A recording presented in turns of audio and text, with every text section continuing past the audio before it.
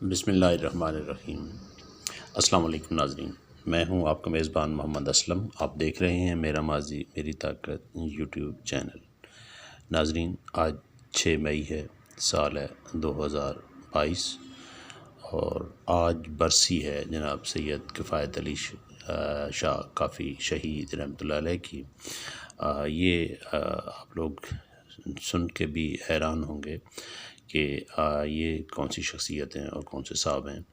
تو یہ گزارش کرنی ہے کہ ہمارے جو اکابرین ہیں، جو ہمارے بزرگ ہیں، ان کی جو شہادتیں ہیں، جو ان کی محنت ہے یا ان کی جو کوششیں ہیں، ان کا اعتراف ہمیں کرنا چاہیے اور یاد بھی رکھنا چاہیے کہ ہمارے بزرگ کیا تھے۔ سید کفایت علی جو ہیں یہ پیدا تو ہوئے ضلع بجنور جو کہ انڈیا کے اندر ہے،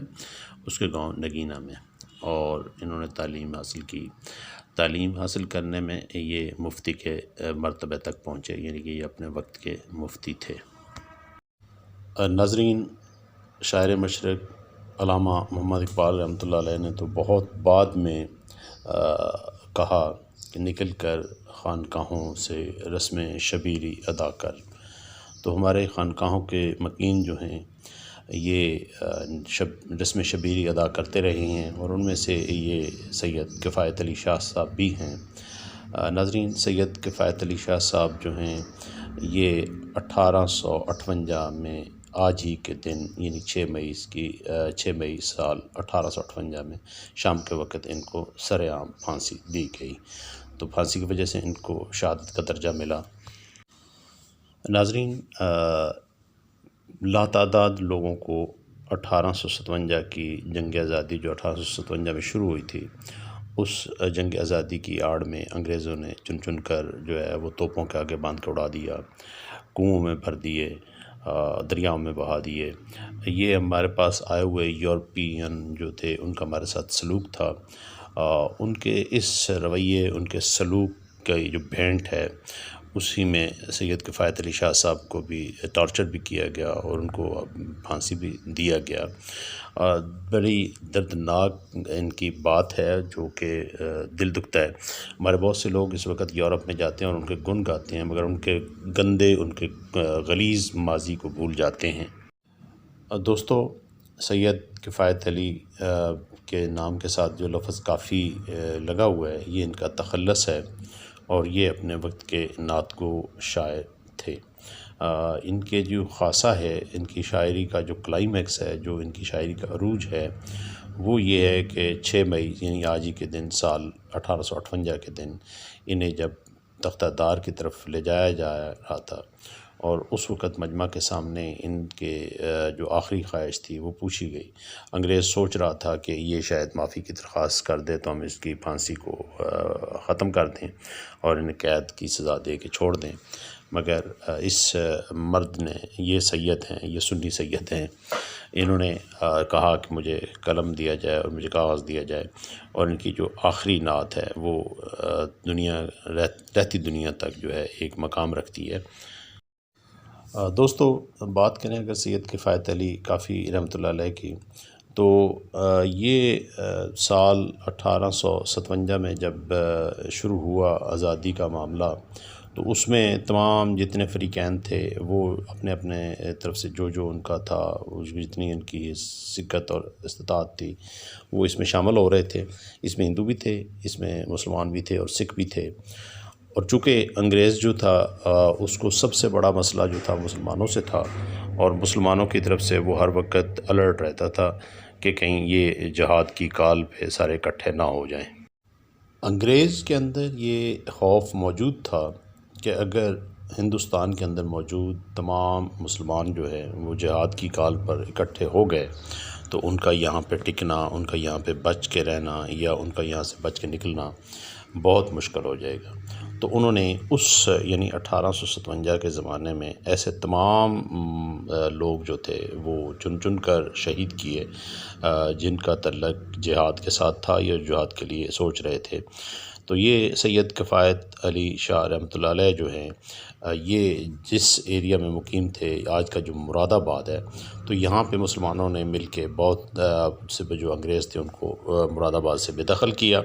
مراد آباد جب انگریزوں سے خالی ہو گیا تو پھر نواب مجید عرف نواب مجو نے جو ہے وہ اس نئی ریاست یعنی مراد آباد کی بنیاد رکھی۔ جب ریاست مراد آباد کی بنیاد رکھی گئی، ایک مسلمان ریاست کی بنیاد رکھی گئی، تو اس کے اندر جو سب سے بڑا قاضی کا جو عہدہ ہوتا ہے وہ سید کفایت علی شاہ صاحب کے حوالے کیا گیا، اور سید کفایت علی شاہ نے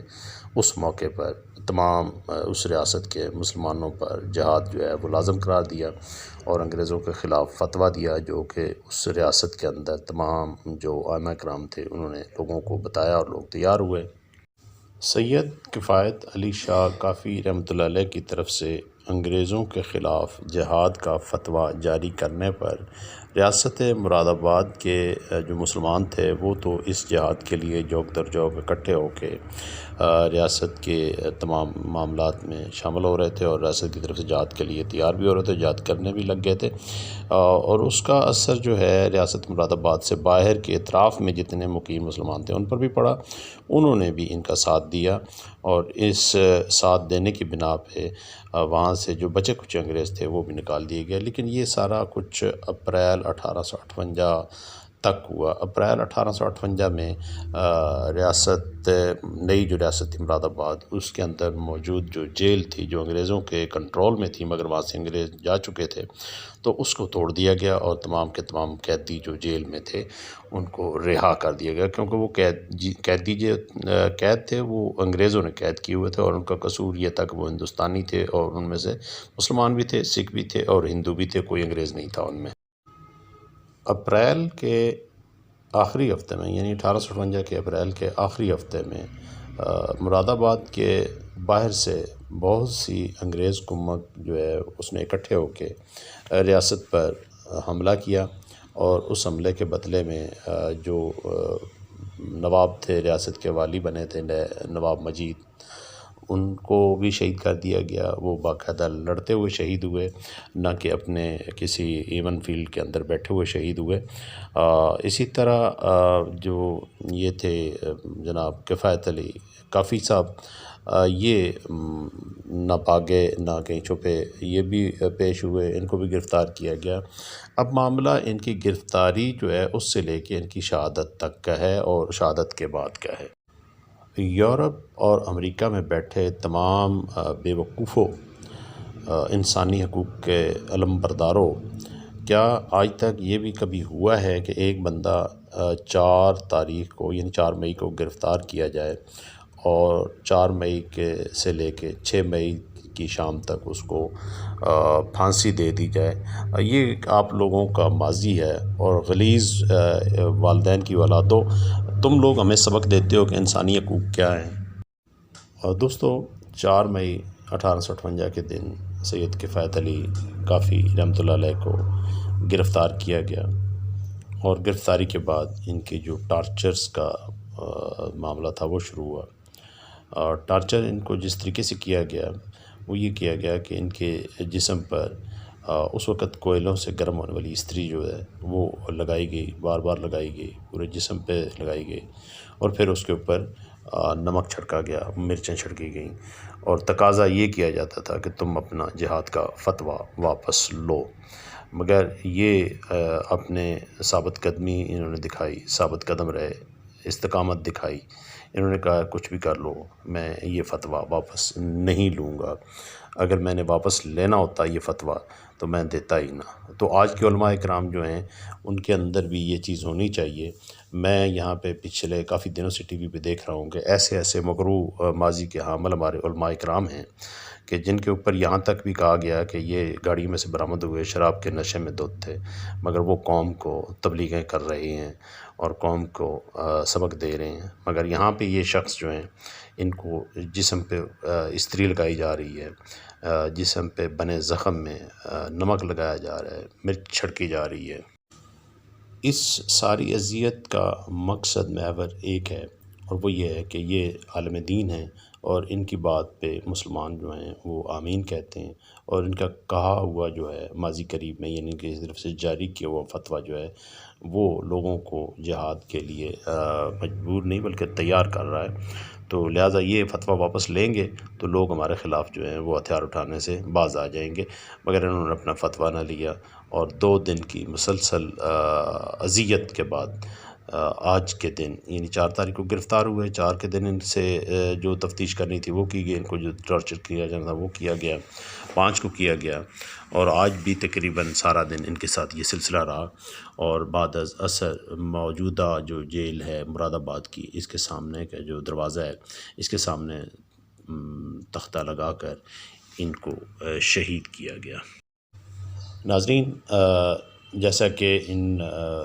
سو کالڈ یہ انصاف پسندوں یورپین کی عادت ہے کہ کسی بھی شخص کو پھانسی دینے سے پہلے اس سے اس کی آخری خواہش یہ پوچھ رہے تھے یا پوچھتے تھے، تو یہاں سید کفایت علی شاہ رحمۃ اللہ علیہ کے ساتھ بھی یہی معاملہ ہوا، اور انگریز جو تھے وہ توقع کر رہے تھے کہ اب جو ہم نے اتنی ان کو اذیتیں دی ہیں، اتنے ان کو ہم نے یہ سارے زخم دیے ہیں، تو یہ شاید اپنا فتویٰ واپس لینے پر مجبور ہو جائیں گے۔ تو انہوں نے اس موقع پر ان سے پوچھا کہ آپ کی آخری خواہش، تو شاہ صاحب نے اس وقت کہا کہ مجھے کاغذ دیا جائے اور قلم دیا جائے۔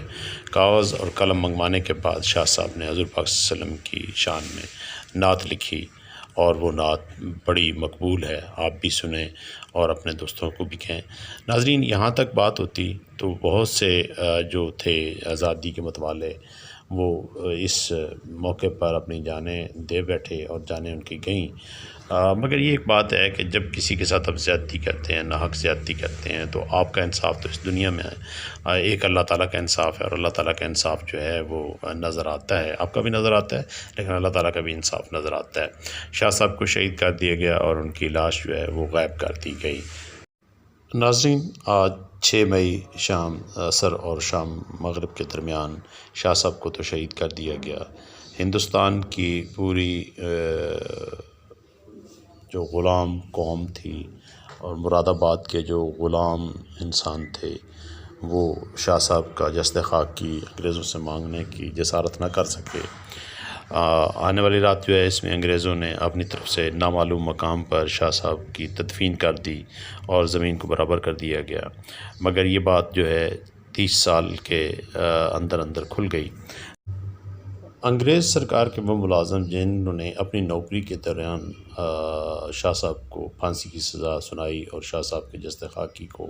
نامعلوم مقام پر رات کی تاریکی میں دفن کیا، وہ لوگ ریٹائرڈ ہو کر یہاں سے جا چکے تھے، نئے لوگ آ چکے تھے،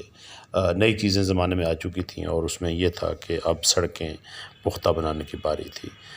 ٹھیک شہادت کے 30 سال بعد جب سڑک بنانے کے لیے راستے کو ہموار کیا جا رہا تھا، کھودا جا رہا تھا، تو اس میں سے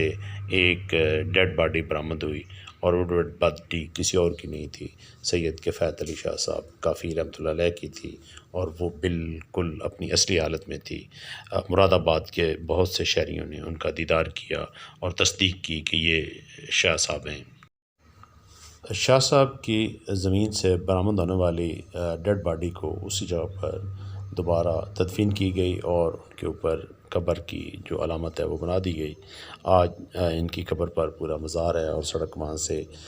بل کھا کے گزرتی ہے۔ دوستو، اپنے میزبان محمد اسلم کو دعاؤں میں یاد رکھیے گا، چینل کو سبسکرائب کر لیں، دوستوں سے شیئر کریں، لائک کریں۔ اللہ حافظ، السلام علیکم۔